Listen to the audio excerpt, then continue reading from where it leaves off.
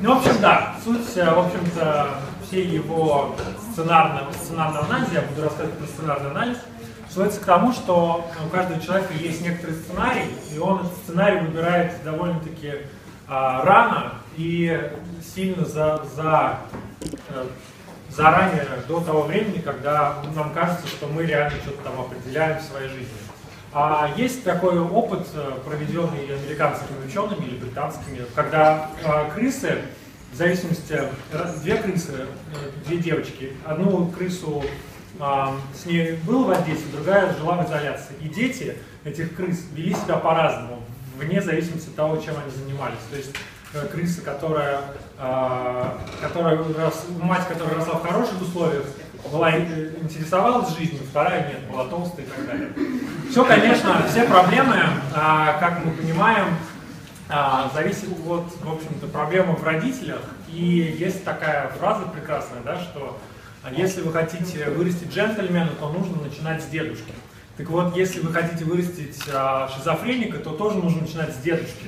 И в этом состоит, в общем, суть его теории, в том, что сценарии передаются из поколения в поколение, из поколения в поколение, и потом люди, собственно, получают то, что имеют. Да, все будет хорошо, но хорошо у всех по-разному. И если человек живет в рамках того сценария, который ему передали родители, то все будет не так хорошо, как вот ему кажется, будет хорошо, а так, как, в принципе, записано в его сценарии. Все дети, как происходит, в принципе, развитие сценария в жизни каждого человека?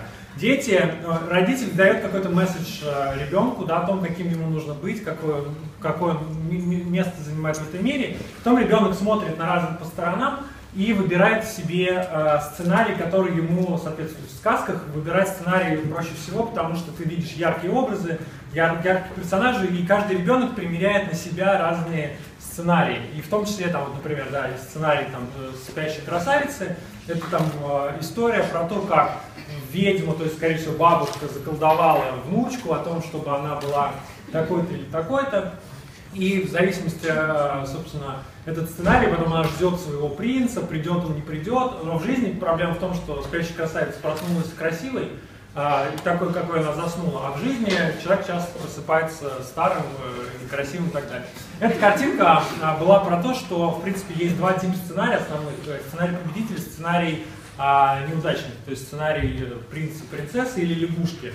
И этот сценарий имплементирован, ну, то есть он живет с этим человеком с самого раннего детства, и человек просто его потом реализовывает.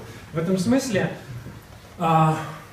немножко забежали вперед, это очень страшные слова, но Берн на них настаивает, и в них, в общем-то, соль всей его теории, она с него стартует. В том, что дети реально знают, чего на самом деле хотят родители, поэтому, вне зависимости от того, что родители говорят ребенку, он знает, чего они на самом деле хотят от ребенка.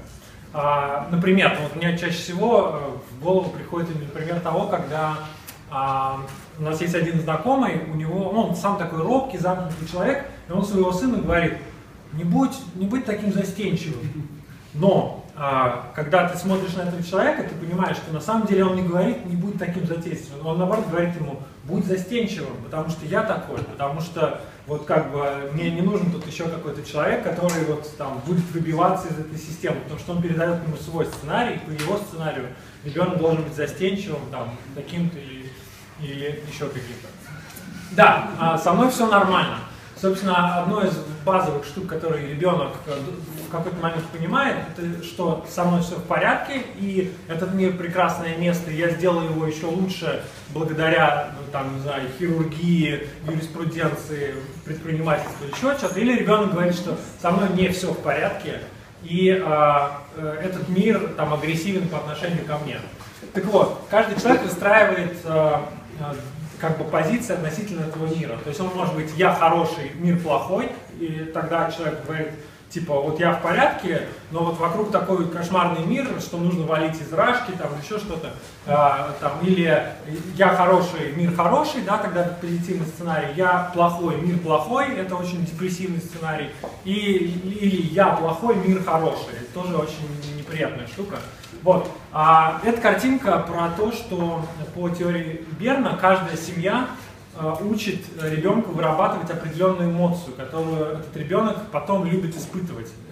Он эту эмоцию вырабатывает в моменты, когда человек, когда в семье переживаются какие-то, не конфликтные ситуации, но трудные какие-то ситуации, и ребенок смотрит, как реагируют родители, и учится либо реагировать агрессивно, либо реагировать, наоборот, испытывать смятение, либо чувствовать вину и так далее. И это чувство ребенок с собой несет потом всю оставшуюся жизнь. Собственно, проблема решается как? Да? Вот сценарием, почему? Как в сцене. Это как будто вы вышли в театре играть какую-то пьесу. И каждый человек открывает этот сценарий, читает по нему реплики, которые ему нужно читать. И, собственно, проблема состоит в том, что каждый человек думает, что он читает не сценарий, а он живет свою прекрасную жизнь, в которой вот все непредсказуемо и так далее. На самом деле он читает книжку, в которой передал ему дедушка, дедушка передал папе, папа передал ему, и он читает эту книжку, играет по этому сценарию, и это замкнутый круг. Что случается с такими, как я? Это супер важный вопрос. Его нужно задать самому себе, и это немножечко сможет вам приоткрыть завесу вашего сценария.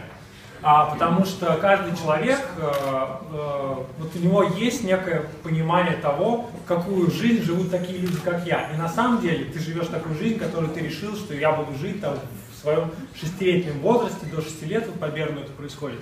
Поэтому нужно включать мозг, анализировать свои вот какие-то паттерны поведения, понимать свою общую картину сверху по своему собственному сценарию. Если он вас не устраивает, то его менять.